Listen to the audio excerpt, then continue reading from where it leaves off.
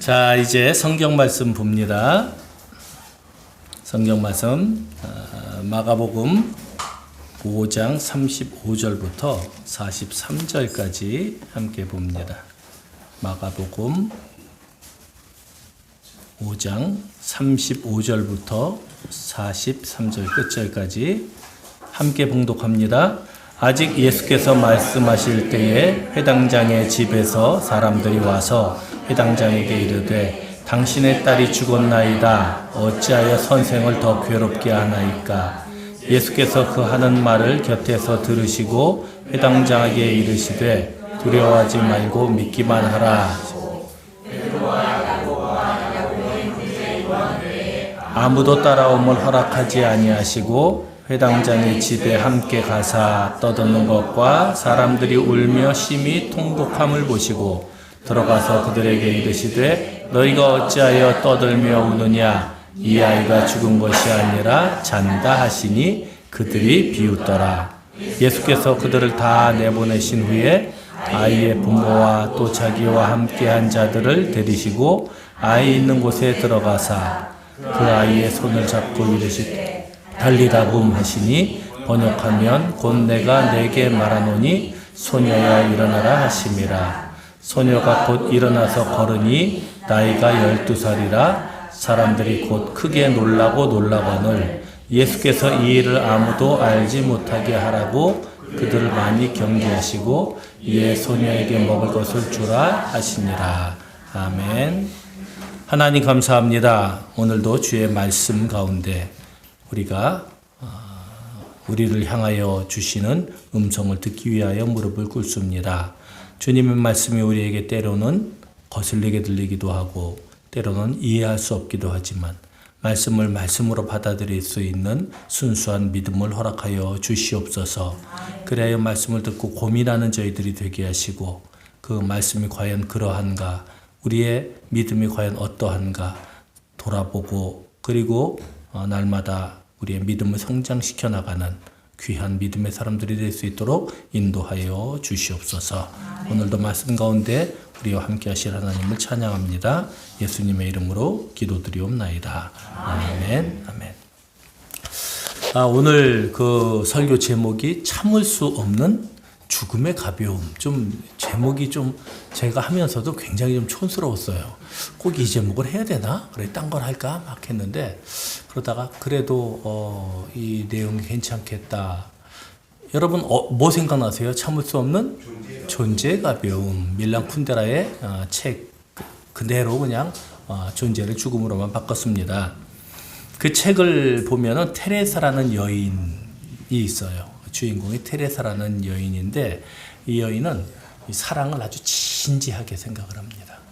그리고 그의 남편인 토마시가 있는데 이 토마시라는 사람은 아주 방탕한 사람이에요. 그래가지고 그냥 가벼워요. 사랑이 늘 가벼워요. 그 둘이 겪는 관계, 그리고 이 토마시의 또 정부가 있고 그 정부의 남편이 있고 주인공이 한 4명, 5명 정도가 이제 막 얽혀서 살아가는 그런 얘기입니다. 그래서 이 테레사는 토마시의 이 가벼움을 굉장히 힘들어합니다. 이 남자는 왜 이러지? 왜 이렇게 바람기가 많지? 이렇게 힘들어하고 이 토마시는 테레사의 그 무거움에 부담감을 느껴요. 여자는 왜 이렇게 집착을 하는 거야? 왜 이렇게 힘들어? 라고 생각을 합니다.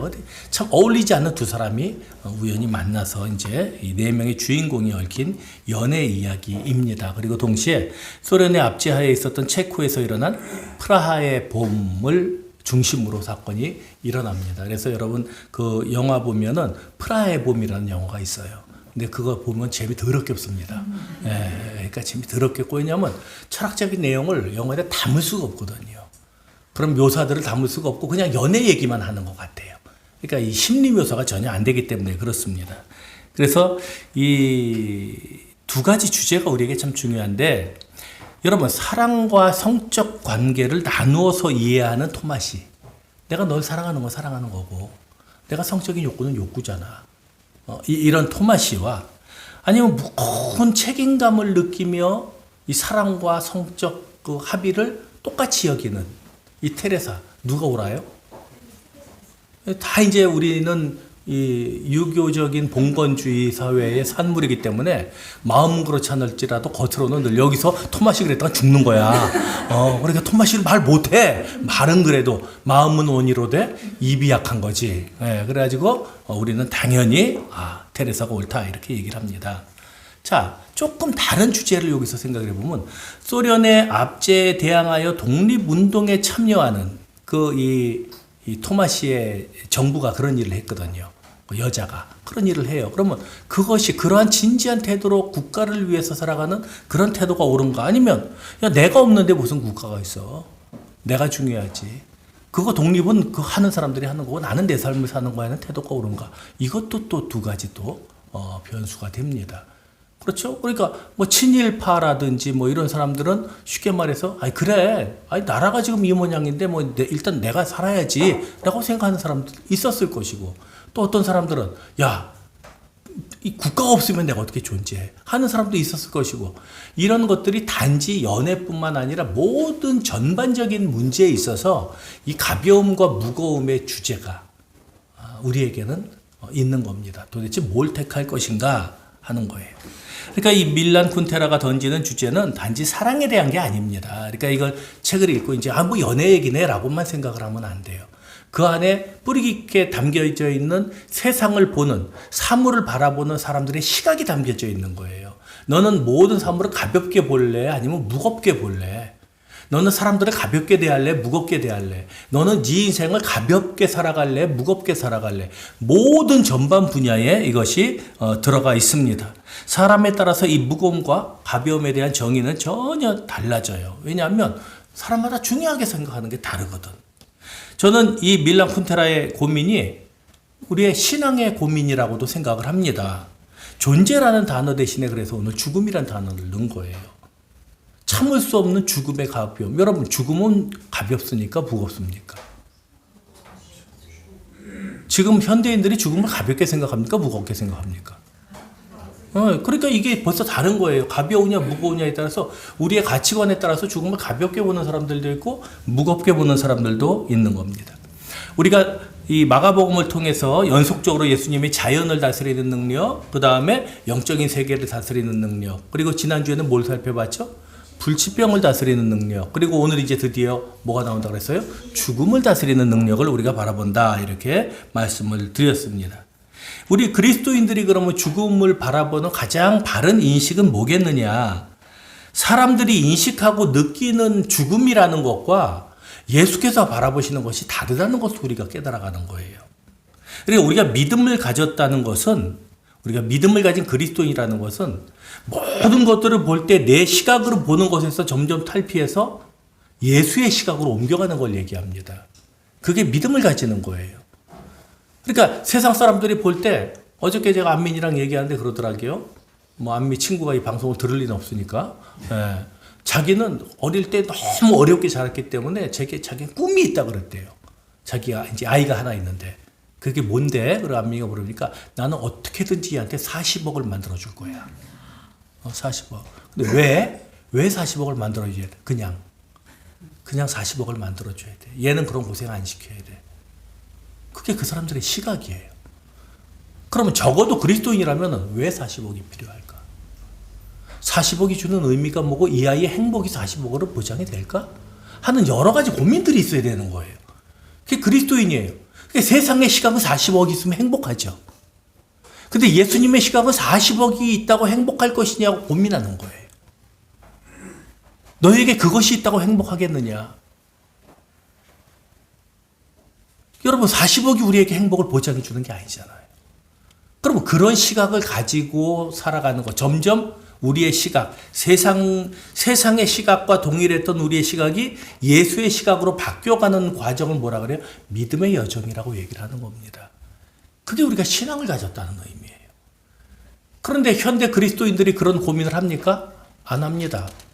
그래, 하나님께서 그 꿈을 이루어 주실 거야. 언제 이루어 준대? 누가 이루어준다 그랬어? 왜 네 멋대로 하나님이 그 꿈을 이루어줄 거라고 생각을 해? 말도 안 되는 소리를 왜 해? 마치 자기 생각이 하나님의 생각인 것처럼, 내가 원하는 것이 하나님의 뜻인 것처럼, 이게 주객이 전도됐잖아요. 전혀 달라졌잖아요. 여러분, 내가 죽음을 어떻게 느끼는가 하는 것이 중요한 게 아니에요. 여러분들과 제가 죽음이란 이런 거야. 다 쓰잘데기 없어요. 왜 사람마다 다르니까. 적어도 그리스도인이라면 성경은 죽음을 뭐라고 얘기하나요? 성경은 죽음을 어떻게 얘기하는가를 우리가 고민해야 되는 거예요. 그걸. 그리고 그것을 받아들일까 받아들이지 않을까를 결정하는 게 이제 우리의 몫이에요. 근데 그런 고민은 하나도 없이 그냥 죽음? 그거는 뭐 세상 사람들이 얘기한 대로 뭐 이런 거지 저런 거지 그게 아니라는 겁니다. 단지 이 땅에서 잘 먹고 잘 사는 것이 유일한 목적이 된다면, 그것이 목적이 되는 종교라면 그 종교는 종교라고 부를 수가 없는 겁니다. 그거는 미신이고 무속이에요. 그걸 어떻게 종교라고 얘기합니까? 우리가 신앙인이라면, 믿음을 가진 그리스도인임을 자처한다면 우리는 이 죽음의 문제에서 자유로울 수가 없는 겁니다. 왜냐하면 성경은 끊임없이 우리에게 죽음을 직시할 것을 가르칩니다. 마지막에 멸망받을 원수가 죽음이라고 얘기를 합니다. 사망아 너의 쏘는 것이 어디 있느냐라고 바울이 외치는 바가, 인간의 모든 최종적인 결론은 죽음에 이르기 때문에 그래요.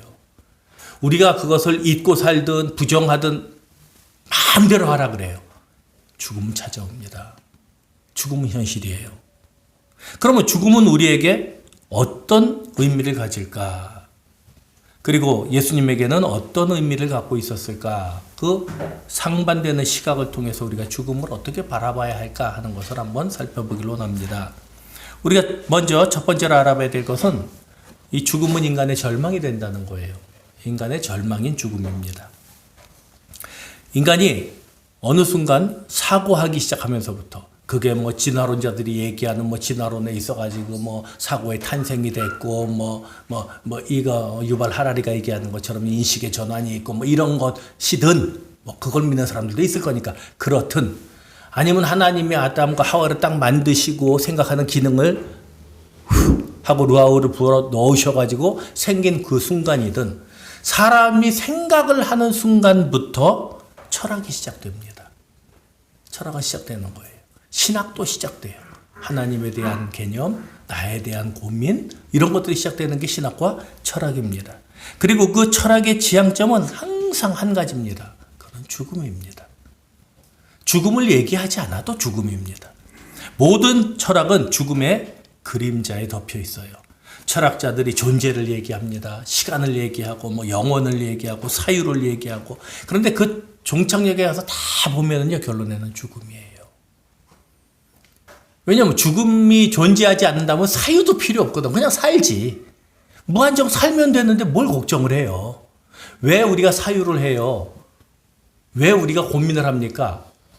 인생이 끝나기 때문에 그래요. 죽음이라는 것이 있기 때문에. 그것이 전제가 되기 때문에 사유도 필요하고 고민도 필요하고, 우리가 우리의 삶을 어떻게 영위해 나가고 어떻게 바꿀까 고민하는 거 아니에요. 여러분, 영원히 산다고 생각해 보세요. 바꿀 게 뭐 있어요? 못으로 바꿔요. 이렇게 살든 저렇게 살든 영원히 살 건데. 근데 그게 아니라 끝난단 말이에요. 끝나니까 이 유한한 삶에 대해서 진지해지는 거예요.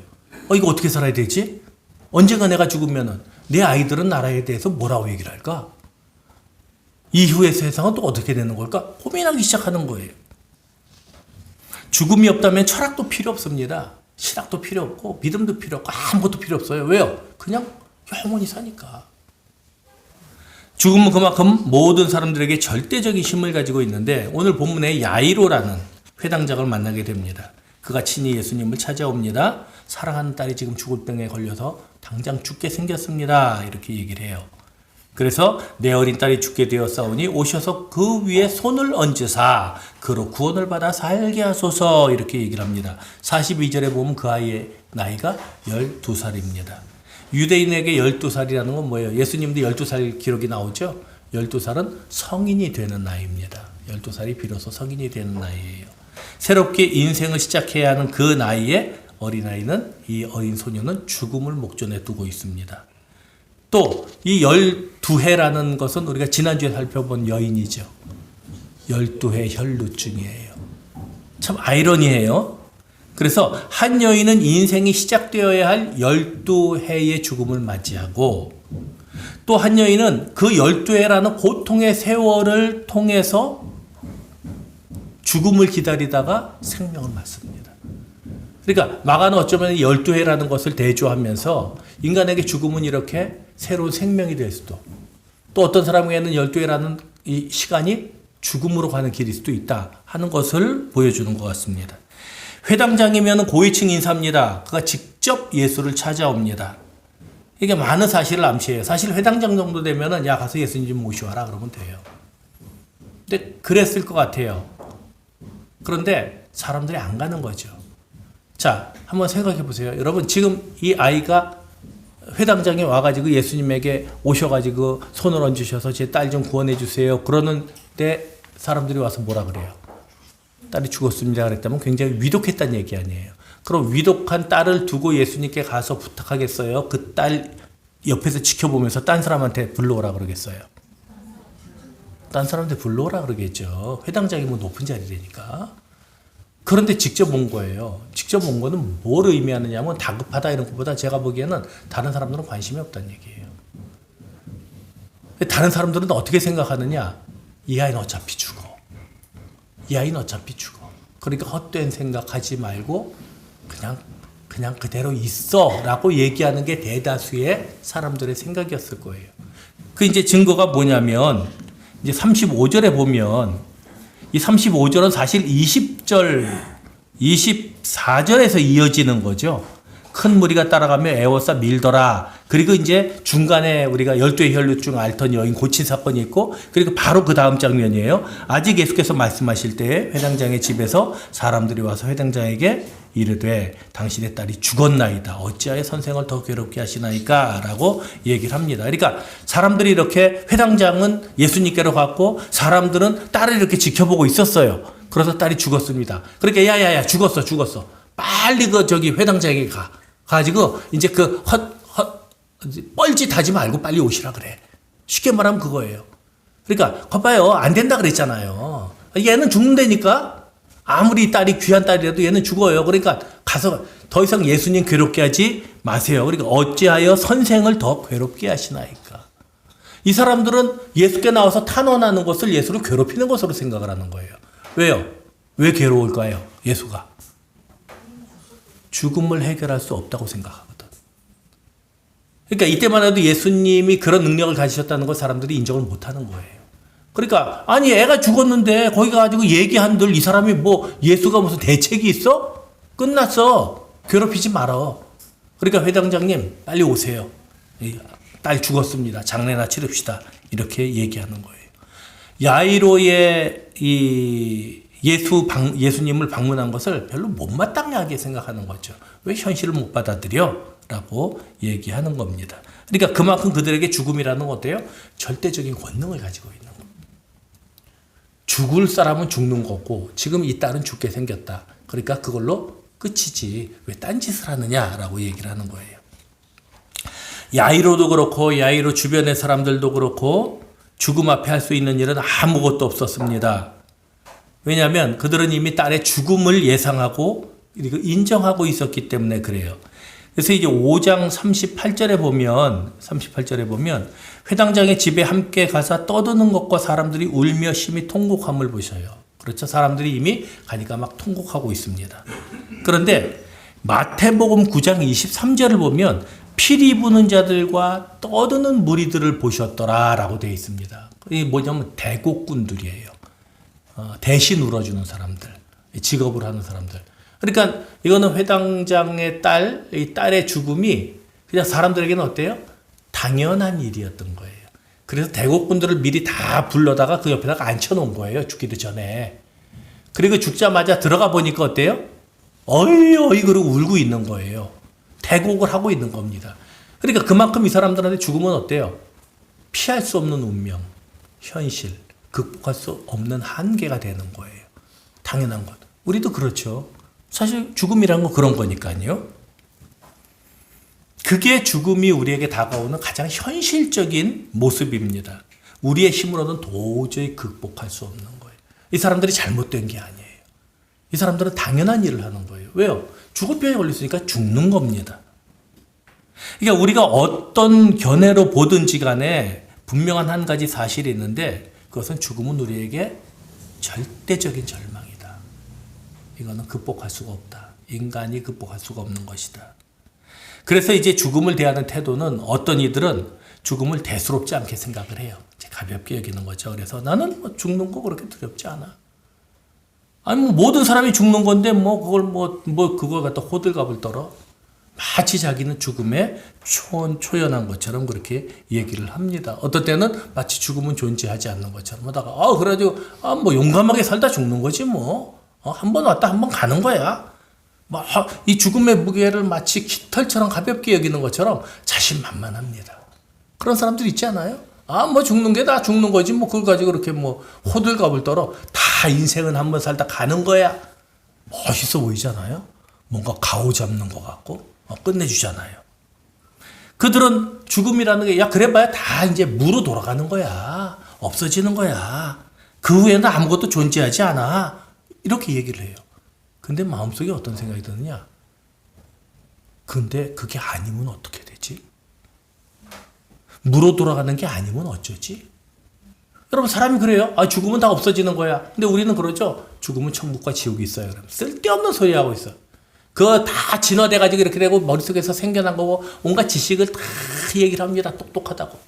그렇게 얘기를 한 다음에 죽으면 무로 돌아가는 거야. 그렇게 얘기를 해요. 근데 마음 한켠에 두려움이 있어요. 이거 남편의 말이 맞으면 어떡하지? 마누라의 말이 맞으면 어떡하지?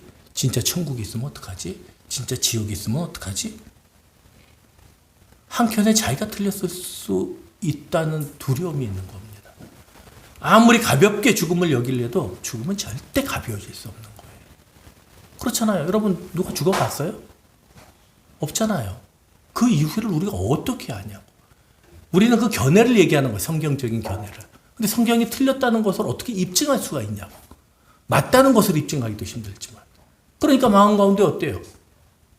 김현 목사가 설교를 하면은 안 믿어져도 겁은 나는 거예요. 믿어지진 않는데 무시하기는 또 힘들어. 이런 애매모호한 태도가 우리 그리스도인들에게도 남아있을 수 있는 겁니다. 여전히 죽음의 그림자가 그의 겉을 서성이는 거예요. 그리고 그는 늘 죽음의 냄새를 맡고 살아가는 겁니다. 아무리 가볍게 여길래도 죽음은 가벼워지질 않아요. 반대로 막연한 죽음의 공포에 사로잡혀서 살아가는 사람들이 있습니다. 그들에게는 죽음 이후의 세계가 문제가 아니에요. 죽는 것 자체가 무서워요. 죽을 때 아프면 어떡하지? 아프게 죽으면? 한 방에 죽으면 다른가? 그 죽음 자체에 대한 공포가 남아있는 겁니다. 내세가 있다고 믿어요. 김현 목사 말이 나는 맞다고 믿어. 천국은 나도 있다고 믿어. 그런데 내세에 대한 그 믿음이 외부로부터 학습된 믿음이에요. 쉽게 말하면 여러분들은 저에게 가스라이팅을 당하고 있는 거예요.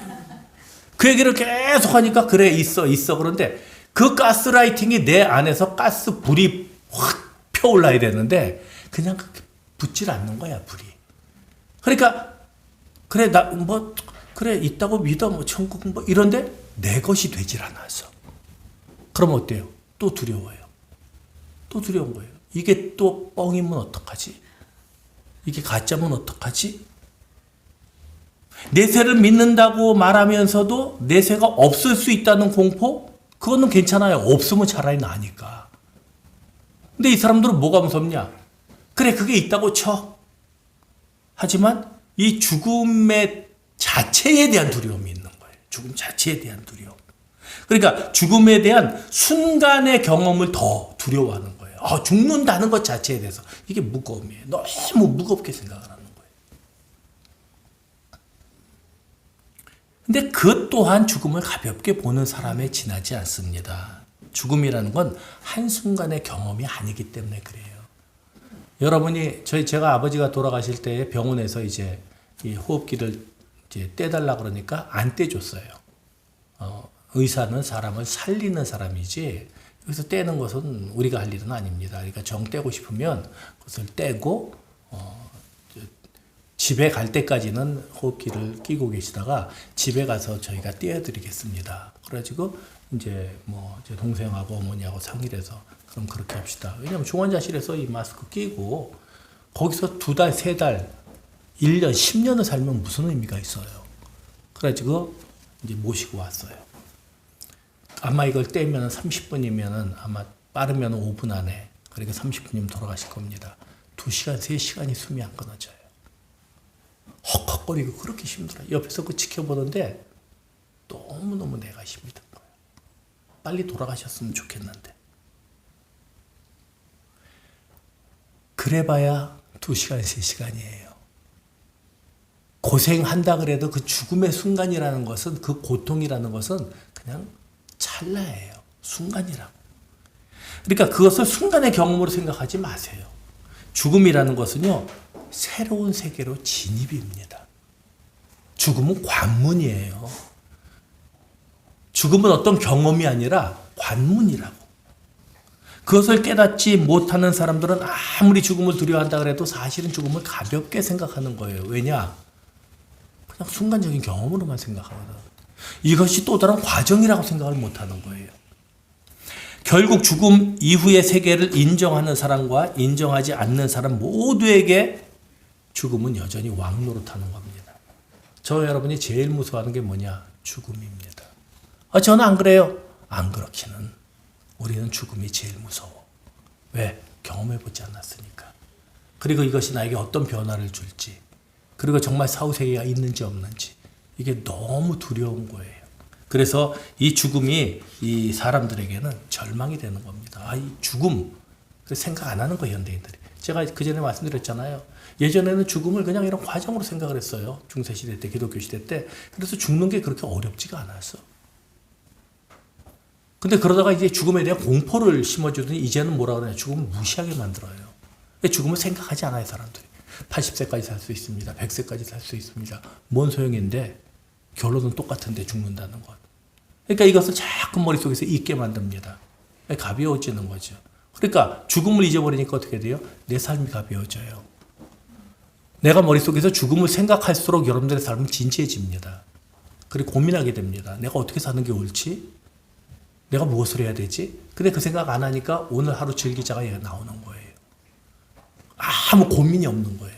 고민 없는 삶이 되는 겁니다. 죽음은 절대적 절망입니다. 하지만 이 절대적 절망에 너무 우리가 무관심해요. 그리고 너무 가볍게 여깁니다. 그게 사람들이 가지는 죽음에 대한 이 절망에 대한 상반된 태도예요. 가볍거나 무겁거나. 그런데 예수님, 이제 두 번째로 예수님께 죽음은 뭐냐? 예수님께는 죽음이 소망입니다. 그래서 예수의 소망이 되는 죽음인데, 사람들이 야이로에게 나와서 딸이 죽었다는 말을 할 때 그가 어떤 반응을 보였을까요? 그가 어떤 반응을 보여요? 예, 뭐라고 얘기하는 사람들은 무조건 다 틀린 거야. 반응이 없어. 왜냐? 반응 보이기 전에 예수께서 얘기하셔요. 그 말이 딱 하자, 두려워하지 말고 믿기만 해 라고 먼저 얘기하셔요. 왜요? 그 얘기를 듣는 순간 야이로는 무너집니다. 그렇죠? 그 안에 있었던 소망은 다 사라집니다. 예수께서는 그것이 살아있기 전에 말씀하셔요. 저 말에 귀 기울이지 마. 너는 나를 믿기만 해. 너는 믿기만 하면 돼. 그 얘기를 먼저 하시는 거예요. 모든 것이 끝났어요. 막이 내렸어요. 이제 야이로의 주변의 사람들과 야이로와 할 수 있는 게 아무것도 없어요. 이제 남은 사람들이 딱 누구 역할이 남았어요? 대곡꾼들의 역할만 남은 겁니다. 같이 울고 이렇게 장례 지도사. 그 사람들의 일만 남은 거예요.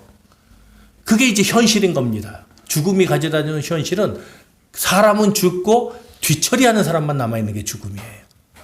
그런데 예수께서 말씀하십니다. 야이로가 딸의 죽음의 반응을 보이기 전에 그에게 말씀을 하시면서 두려워하지 말고 믿기만 해라, 이렇게 얘기를 하셔요. 뭘 믿으라는 걸까요? 믿기만 하래. 뭘 믿으라 그러신 걸까요, 예수님은? 이 소녀가 다시 살아날 걸 우리는 알죠. 그렇죠? 성경에 그렇게 나와 있잖아. 우리는 야이로가 살아가는 그 현재의 삶보다 미래를 알잖아.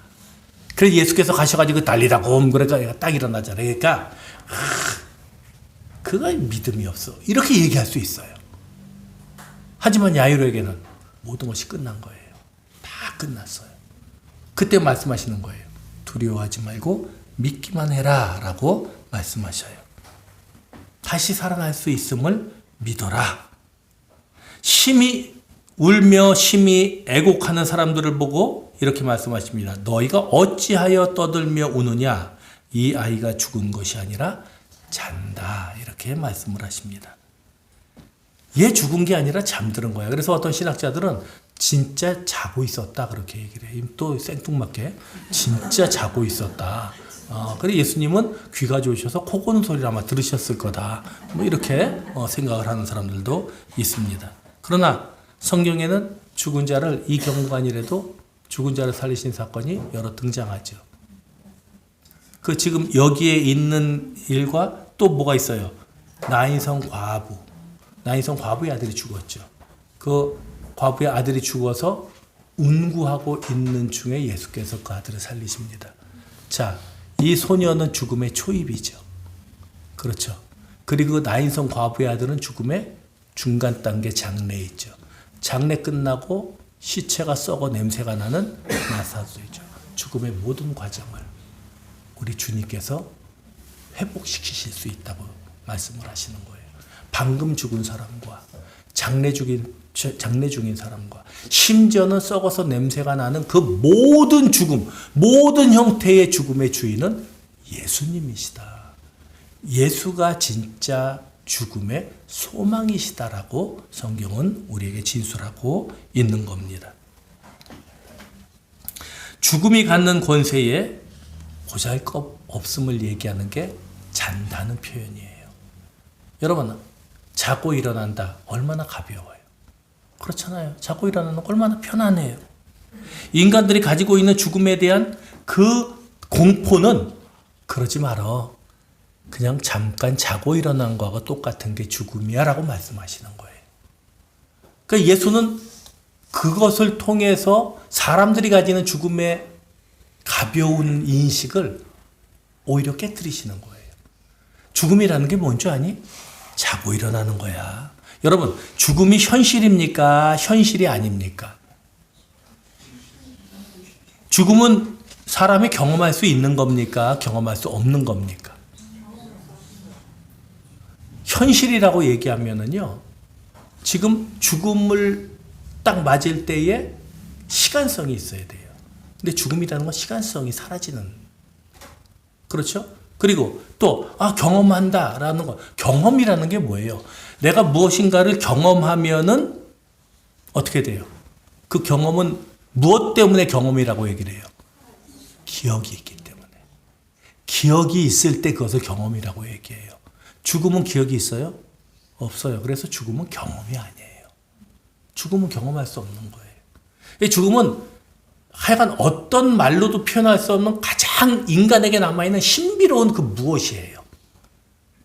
이 죽음이라는 것은 이게 현실도 아니고 미래도 아니고 이게 경험도 아니고 또 안 경험도 아닌 이 애매모호한 상태가 죽음입니다.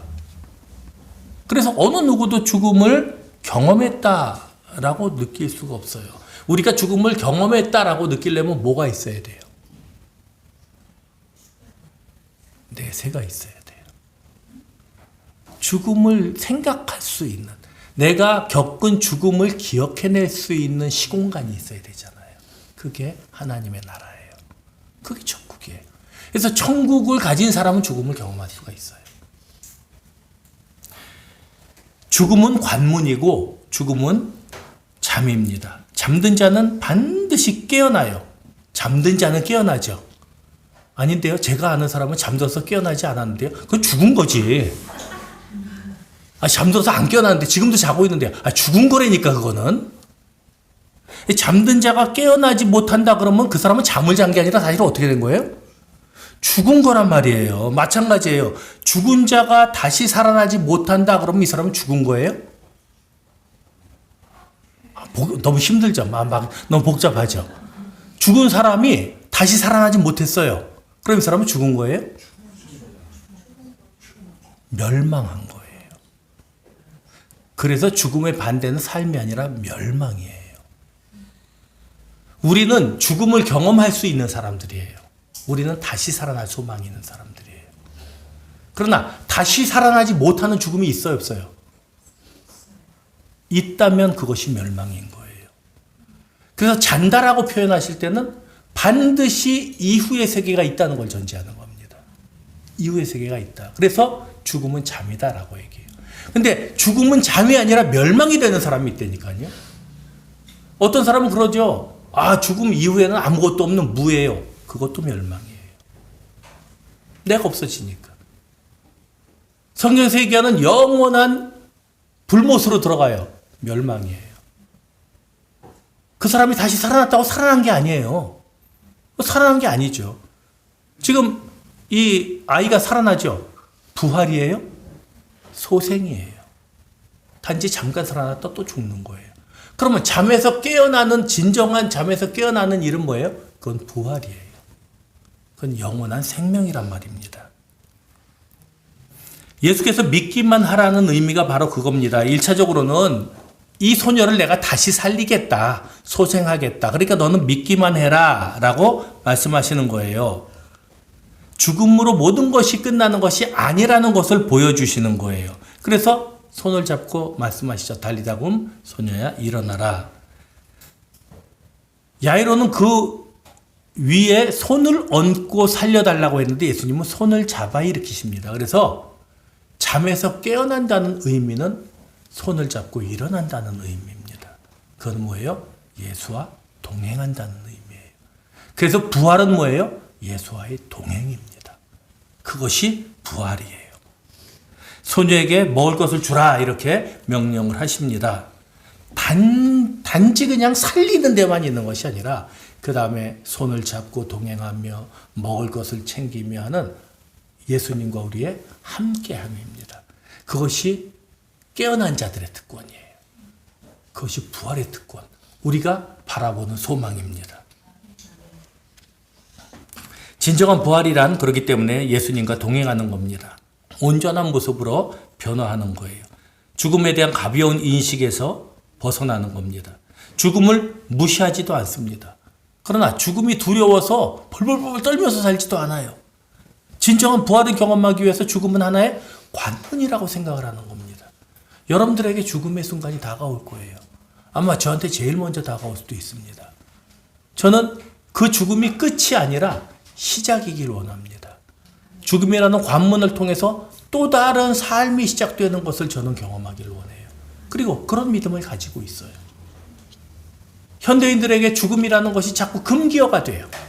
금기어가 됩니다. 그래 우리가 이게 보면은 뭐 아무개 뭐 이렇게 뭐 어디에서 뭐 이렇게 사망한 채로 발견. 그래 뉴스 읽다 보면 밑에 딱 그러죠. 우울증이나 무슨 뭐 고민이 있으면 어디로 연락하세요. 뭐 이렇게 얘기하잖아요. 극단적인 선택을 한 것 같다. 극단적인 선택이 아니에요. 죽은 거예요. 자살을 한 거라고. 그 무슨 극단적인 선택이네 뭐 이런 얘기를 해요. 그 자꾸 죽음에 대한 얘기들을요. 자꾸 이렇게 뭐 어떻게 왜 회피하려고 자꾸 해요. 왜냐하면 현대인들이 죽음에 대해서 너무 가볍게 여기고 또 어떤 사람은 너무 무거워서 하여간 피하고 싶은 그 무엇이야. 그러나 그리스도인들은 죽음에 가장 가까운 사람들이에요. 죽음의 손을 잡고 살아가야 되는 사람들이에요. 언제 내 생명이 끝날지 모른다고 생각하는 그런 절대적인 위기감 가운데 살아가는 사람들이 그리스도인이 되어야 되는 거예요. 마치 우리는 안 죽을 것처럼 70을 살고 80을 살고 그래가지고 누군가 죽는다 그러면 막 벌벌벌 떨고 그래서는 안 돼요. 죽음은 우리의 벗이에요. 아, 벗이에요?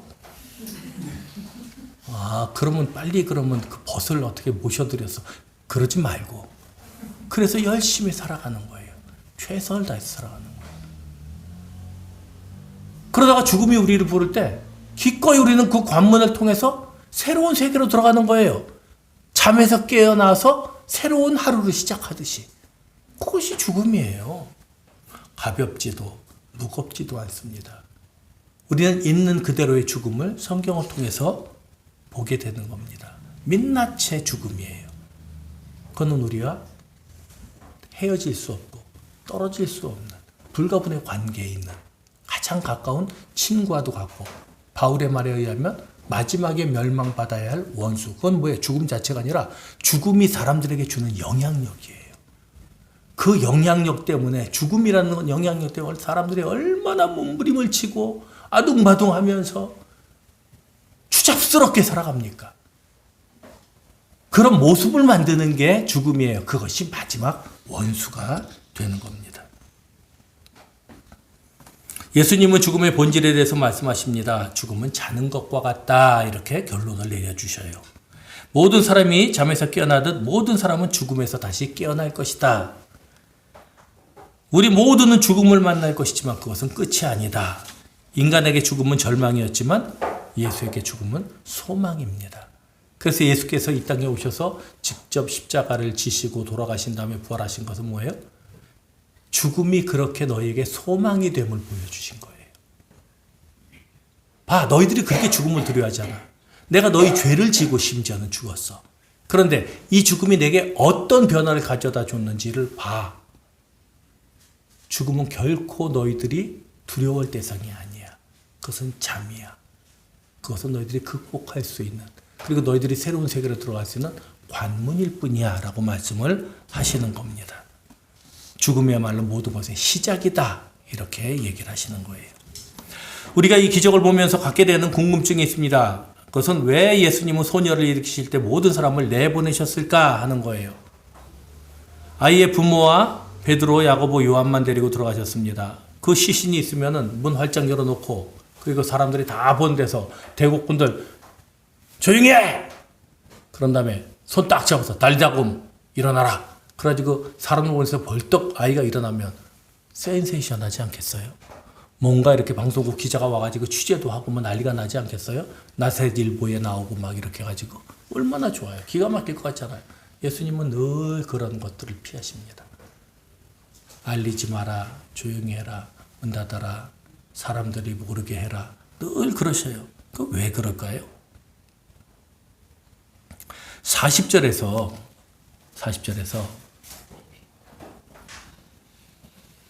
그 아이가 죽은 것이 아니라 잔다라고 말씀을 하셨을 때 40절에서 그들이 태도가 나오죠. 뭐예요? 네. 제가 이 설교를 하고 죽음에 대해서 이렇게 얘기를 하고 부활에 대해서 소망에 대해서 얘기를 하면 비웃는 사람들이 있을 겁니다. 분명히 있겠죠. 우리 교회는 없어도 누군가는 또 다른 데서 만약에 방송을 듣고 만약에 제가 유명 100만 유튜버라면, 그래 100만 명이 들으면 거기서 얼마나 수많은 사람들이 비웃겠어요. 아유 등신, 지가 뭘 안다고 이러겠죠. 똑같습니다. 비웃을 사람은 비웃는 거예요. 그 비웃을 사람들은요, 손을 잡아서 일으켜도 비웃습니다. 무슨 기적을 베풀어도, 앞으로도 우리가 마가복음을 쭉 보면 살펴보겠지만 비웃을 사람은 끝까지 비웃습니다. 자기 눈앞에 뭐가 보여도 비웃습니다. 절대 믿지 않습니다. 왜요? 안 믿기로 결심했거든요. 절대 자기는 객관적으로 볼 때 절대 객관적이지 않습니다. 굉장히 주관적으로 안 믿겠다고 마음속에 결심을 합니다. 그리고 이런 것들이 있으면 고민할 필요도 없습니다. 그거는 뭐 그런 얘기지. 대책이 없어요. 예수님이 오셔서 설교해도 소용없습니다. 예수님이 이렇게 머리 쫙 해야지 잘생기고, 김목사처럼 이렇게 못생긴 게 아니라 잘생긴, 목소리도 중후하고 딱 해야지. 내가 여기 왔노라. 그러면 딱 그 사람 그럴 거예요. 아유, 내가 헛것을 보는 거지. 내가 요새 잠을 못 자서 미쳤어. 안 믿습니다. 절대 안 믿습니다. 그들은 그들만의 진실에 갇혀 있는 거예요. 자신들만이 진실이라고 생각하는 그 진실에 갇혀 있는 거예요. 우리는 그것이 거짓이라고 얘기해요. 그들은 그것이 진실이라고 얘기해요. 어쩌겠어요? 진실이라는데. 그렇게 놔둬야지. 자신들만의 진실에서 빠져나와 예수의 진실로 들어갈 생각이 없는 거예요.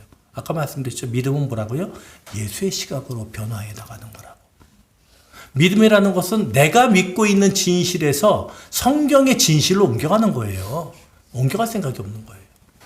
나는 내가 신앙을 이렇게 판단했어. 믿음이라는 건 이래 하고 내가 정의를 딱 내렸어. 이 정의가 10년, 20년, 30년, 40년, 50년이 가도 안 바뀌는 거예요. 교회는 나와요. 신앙생활은 해요. 이 정의는 안 바뀌어요. 신앙은 없어요. 부활에 대해 소망? 그런 거 존재하지 않아요. 플라톤의 동굴의 비유를 아시잖아요. 태어날 때부터 동굴에 쇠사슬로 묶여서 벽만을 볼 수 있는 사람. 자신의 뒤에서 빛나는 빛이 쫙 햇빛이 비칩니다. 근데 자기가 아는 세상은 뭐냐? 이 벽에 어른거리는 그림자가 세상의 전부예요. 근데 누군가가 와서 설명을 해줍니다. 그게 아니야. 밖에 나가면 꽃도 있고 뭐도 있고 햇빛도 있고 별게 다 있는데 얼마나 아름다운지 몰라. 그랬더니 뻥까지 마. 이씨. 세상은 어두운 거야. 그리고 여기 왔다 갔다 하는 거 이거 저 뒤에서 뭐 코끼리가 지나가면 코끼리 형체가 슥 가고 그렇잖아요. 사슴이 지나가면 사슴이 슥 지나고 앞만 보고 있는 거예요. 이러고 그냥 계속 여기 이제 다 묶여 있으니까 그 벽에 투영되는 것이 이 사람은 진실이에요. 세상이에요. 고개만 돌려서 보면 되는데 고개를 돌릴 수가 없는 거죠. 돌리고 싶은 마음도 없는 거예요. 밖에 나가야 눈이 튀는데 나갈 수가 없는 거예요. 그게 동굴의 비유입니다. 그게 플라톤이 얘기하는 이데아의 얘기예요. 사람들은 다 이와 같다. 진짜 아름다운 세상이 밖에 있다. 그것을 봐라. 성경 얘기 같잖아요. 옛날 철학자가 예수님 오시기 전에 훨씬 전에 살던 플라톤이 그 얘기를 해놓은 거예요. 너희들 그러지 말어. 정말 아름다운 세상이 있어. 이데아라는 게 있다니까? 라고 얘기를 하는 겁니다. 아니 싫어. 뻥치지 마. 이게 전부야. 어두침침한 데서 죽음이라는 것에 대한 두려움, 죽음에 대한 가벼운 인식, 그것을 가지고 내가 가지고 있는 이 종교에 대한, 기독교에 대한 편견, 이것을 다 가지고 편할 생각 전혀 없어요. 고개를 좀 돌려봐. 싫어. 안 돌려. 야, 밖에 거기 환한 세상이 있다니까. 꽃이 있어. 꽃이 뭔데? 아니 꽃이 이렇게 반짝반짝 이러고 있어. 뻥치지 마. 이게 전부예요. 여러분 그 시선을 벗어나야 돼요. 우리가 이 세상에 가지고 있는 그 시선에서 좀 더 벗어나서 성경이 무엇이라고 얘기하지? 성경은 나에 대해서 뭐라고 얘기하지? 하늘에 대해서 뭐라고 얘기하지? 그것들에 대해서 고개를 좀 돌려서 봐야 돼요. 그냥 끝까지 내가 가지고 있는 진실이 진실이라고 생각하면 안 돼요. 죽음에 대한 이해가 이와 같습니다. 우리는 죽음에 대해 참된 이해를 하려고 하지 않아요. 그러니까 내가 생각하는 죽음에 대한 이해만 옳은 거예요. 결국 사람들은 자신들이 가진 죽음에 대한 이해에 따라서 각자 삶의 방식을 다르게 살아갑니다. 죽으면은 모든 게 다 없어지는 거야. 똑같아. 범죄하기 참 좋죠.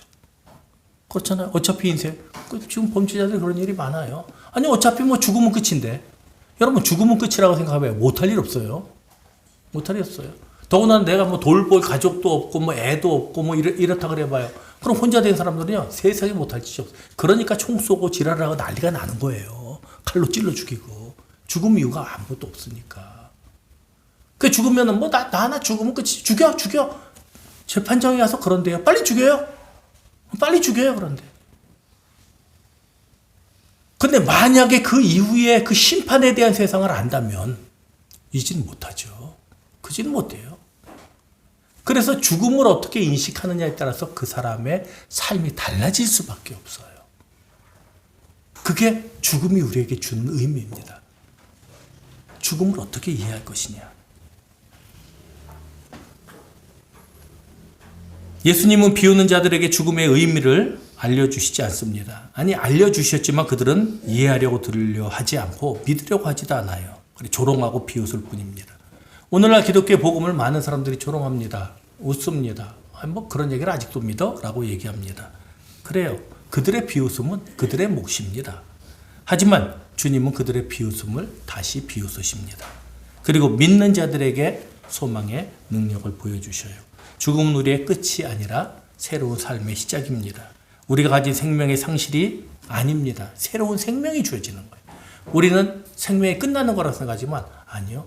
새로운 생명이 주어지는 겁니다. 절망이 아니라 소망이에요. 죽음이라는 것은 사랑하는 사람과의 분리가 아니에요. 사랑하는 주님과의 연합입니다. 함께 손잡고 달리다 보면 일어나라 라고 말씀하시는 그것이 죽음의 본질이에요. 그래서 죽음을 더 이상 두려워할 게 없고 이것은 관문이구나. 이것은 겪어야 되는 거구나. 그러면 내가 이 죽음을 어떻게 준비를 해야 할까? 내가 죽음을 준비하기 위해서 나는 어떻게 신앙생활을 해야 하며 나는 어떻게 가정을 돌봐야 하고 나는 아이들과 어떤 관계를 가져야 하며 내 스스로를 어떻게 찾아 나가야 될까? 굉장히 생각할 게 많습니다. 굉장히 생각할 게 많아요. 그 많은 생각을 그걸 언제 다 해요? 하세요. 그거 하는 게 믿음이라니까. 그럼 아무 생각도 안 하고 예수 믿으려고? 생각을 많이 하는 거예요. 많이 하고 내 삶에 대해서 진지하게 고민하는 거예요. 그 최종적인 고민의 최종 단계는 뭐라고요? 죽음이에요. 죽음이라는 걸 인식할 수 있어야 돼요. 죽음에 대한 진지한 이해로 새롭게 맞이할 부활의 아침을 꿈꾸시길 바랍니다. 기도하겠습니다. 주님, 우리가 이 땅에서의 삶으로 우리의 모든 인생 여정이 끝나지 않음을 믿습니다. 주께서 우리에게 약속하신 그 약속의 소망이 있음을 감사드립니다. 주님, 우리의 이 막혀있는 시선을 새롭게 하시고 그리하여 이 닫힌 눈을 열어 주님께서 우리에게 허락하신 새로운 세상을 바라볼 수 있도록 인도하여 주시옵소서. 우리의 삶을 너무 가볍게 살지 않게 하시고 또한 우리의 삶을 너무 무겁게 살지도 않게 하셔서 주께서 말씀하신 대로의 삶, 주님께서 우리에게 원하시는 그대로의 삶을 살아갈 수 있도록 도와주시기를 원합니다. 그리하여 주님께서 우리에게 원하시는 바가 무엇인지 고민하며 그 일들을 이루며 하루하루가 주님과 동행하는 삶, 기쁨의 삶, 행복한 삶이 될 수 있도록 인도하여 주시옵소서. 우리에게 어느 날 죽음이 다가올 때 그 죽음을 두려워하지 않게 하시고 그 죽음을 통하여 우리가 새로운 세계로 들어가며 그 잠에서 깨어난 후에 주님과 동행함을 경험하게 하시고 그로 인하여 그것이 그 소망이 우리의 위안이 되게 하여 주시옵소서. 이제는 우리 주 예수 그리스도의 은혜와 하나님의 사랑과 성령의 감동하심이 죽음이 더 이상 두려움이 되지 아니하며 또한 죽음이 우리에게 더 이상 아무것도 아닌 것이 아니고 죽음은 우리에게 주신 하나님의 선물이며 또한 과정이며 그로 인하여 우리가 주님과 함께 동행하게 되는 그 소망임을 기억하게 하기 원하며 그 소망을 위하여 또한 살아가기 원하는 행복한 교회 모든 성도들 위해 영원토록 함께 있을지어다. 아멘.